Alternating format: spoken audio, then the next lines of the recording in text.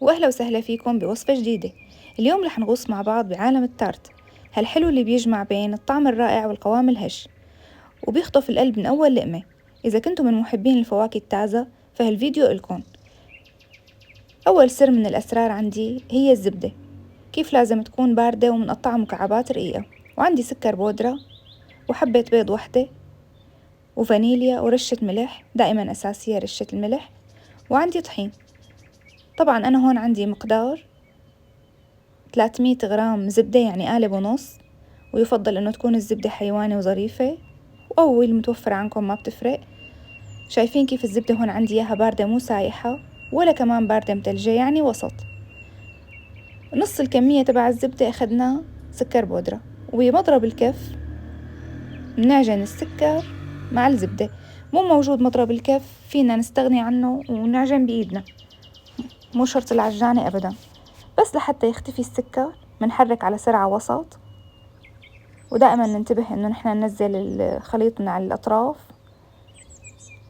باي عجينة عم نساويها. هلا بس لحتى اختفى السكر مننزل البيضة. الخطوات كتير اساسية اني اتبعها بالتدريج. نزلت الفانيليا ورشة الملح. هلا بس تختفي عندي البيضة بنزل الطحين. طبعا الطحين عندي هون نص كيلو طحين 500 غرام، ما بنزله دفعة واحدة. انا هون مجربة نفس النوع وخليت 50 غرام على جنب لحتى اشوف قديش بدي استعمل، يعني كل بلد والطحين تبعه. هلا هون اخذت كل الكمية، شوفوا كيف بده يكون القوام. بدي اضغط عليها باصبعتي، بدها تعلم. شايفين كيف؟ وما بدها تلزق بين الايدين، يعني ما بدها تكون العجينة طرية ولا بدها تكون قاسية. بدنا نحصل على هذا القوام. هلا الخطوة الثانية كمان الأساسية إني أنا حطها بكيس بلاستيكي أو وعاء زجاجي، غطيه منيح كمان بكيس بلاستيكي وعلى البراد. يفضل ليلة كاملة أو 6 ساعات أقل شي. هلا هون طالعناها بعد ما بردت. إذا كانت العجينة مو باردة ما بشتغل فيها. هذا السر اللي بيعطيني إنه تكون هيك العجينة هشة مو قاسية تكسر الأسنان. وبدي اشتغل فيها ودائما انتبه انها تضل باردة. باخد هلا كمية وبرجع الباقي على البراد حتى ما تسيخ العجينة إذا عندي كان الجو دافي. رشة طحين لحتى مدة. إذا ما عندكم من هاي السيليكونة متوفرة فيني حط ورق زبدة حتى ما تلبكم بالشغل إذا كنتوا كمان مبتدئين يعني لأول مرة. منحط ورق زبدة من تحت وطبق زبدة من فوق، ومنمد العجينة. أنا هون حطيت رشة طحين على السيليكون اللي عندي وبقلبها بكل سهولة. ولا تخافوا إذا شققت، بالعكس هي العجينة التارت الناجحة هي اللي بتشقق، يعني ما لازم تكون عندي مثل العجينة عم تمط، لا أبدا. وبدي أخبركم إنه هي العجينة نفسها يلي بعمل فيها بسكويت الزبدة. يعني هلأ هون أنا بعد ما رقيتها بجيب قطاعة قلب، قطاعة فيونكة، أي قطاعة بدي إياها وبعمل فيها بسكويت. نفس العجينة بالضبط ونفس طريقة التشكيل. هلأ هون عندي قوالب التارت، رح نشوف مع بعض كيف نشكل نقطع العجينة. يعني عندي طريقتين للتقطيع. إما بنجيب أي قطاعة مدورة بقياس القالب اللي عندي إياه، ويفضل تكون القطاعة أكبر من حجم القالب لأنه أنا في عندي هون الأطراف. هي أول طريقة شايفين، وإذا كانت العجينة باردة بستعملها بكل سهولة. هي الطريقة الثانية يلي صراحة أنا معتمدتها دائما. بلف العجينة على الشوبك، أو إذا بدكم كنتوا حاطينها على ورق زبدة بتقيموها وهي والورقة كاملة، وبحط تحت العجينة قوالب التارت. يعني صراحة أنا هي الطريقة بلاقيها أسهل شي. بنزل هيك شي إنه ضغطة خفيفة بإيدي لحتى تاخد رياحتها.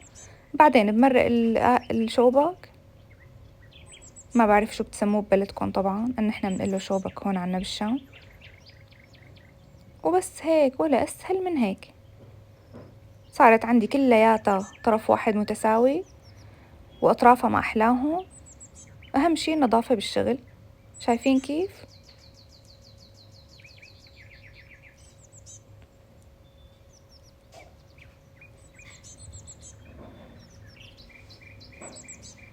هلأ العجينة اللي زادت عادي برجع بلمها على بعضها وما بعجن عجين، بس هيك بضغطها ضغطة خفيفة مع بعضها وبرجع برقة. لقيتوها سخنت العجينة على البراد. يعني هون بإذن الله حنسكر بهالفيديو كل ملف التارت بحيث ما يصفى عنا ولا غلطة. وبنرجع بنرقها إذا كانت باردة ما أحلاها. هلأ مثلا إذا أنتي حسيتي القالب عندك هيك فيه فراغ أو فيه أي شي، بناخد شفة صغيرة، ولا أسهل من هيك. حسيتوا مثلا الكنار بده تنظيف أو شي، بكنار السكينة حتى تكون الأطراف كلياتها على مستوى واحد، يعني ولا أسهل من هيك. وأهم خطوة إنه تكون العجينة لساتها باردة ما سخنت عندي.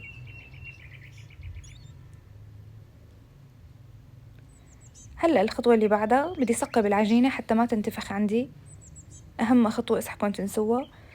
طبعا في صبايا بيحطوا ورق زبدة وبيحطوا فوقها بقوليات، إما حمص أو أي شي، يعني بقوليات يابسة. صراحة أنا ما بعتاز الحمد لله. هلأ بقولكم شو بساوي. بفتح عليها الفرن، أول ما يعني تقريبا يمرق 5 دقايق بتكون هيك بلشت تنتفخ، ومو كلهم بينتفخوا، احتمال حبة أو حبتين. بفتح الفرن وضغطة خفيفة بكنار الشوكة. شوفوا هلا عندي انتفخت هاي الحبة، طالعتها من الفرن. انتو مو ضروري تطالعوها، أنا جبتها عن الكاميرا. بس هيك بتضغطوها ضغطة خفيفة بترجع ما أحلاها. وهون عندي الحبات بعد ما استووا، شايفين كيف لا فيهم انتفاخ وكلياتهم مستوي واحد ولون واحد. طبعا حنزل لكم فيديو خصوصي عن حشوة التارت. أنا هون اخترت حشوة كريم باتسير مع الكريم شانتيه اللي هي اسمها كريم موسيلين، من أطيب الحشوات على الإطلاق، يعني حتى هي بتصلح حشوة للكيك، من أفخم الحشوات اللي بنستعملها. وطبعا درجة الحرارة كتير مهمة، ما بدي يكون الفرن كتير كتير كتير حامي، درجة حرارة 170. أخذوا معي تقريبا 12 ل 15 دقيقة حسب الفرن عندك. وطريقة التشكيل انتو كيف تتحكموا فيها، طريقة حشو الكتارت. شايفين ما شاء الله ولا أسهل من هيك. يعني هيك أخذنا تارت من البيت بطريقة احترافية. وللتزيين طبعا نحن هون عنا حتى نحافظ على الفواكه ما تدبل وتضل تازة، أهم خطوة إني أنا أغسلها ونشفها كتير كتير منيح، ما يكون فيها سوائل. وبدهنها إما جيلاتين سائل، مو موجود جيلاتين مربى مشمش من عندك من البيت. وهيك حصلنا على أطيب وأنجح تارت ممكن تجربوه، وإن شاء الله صحة وألف هنا.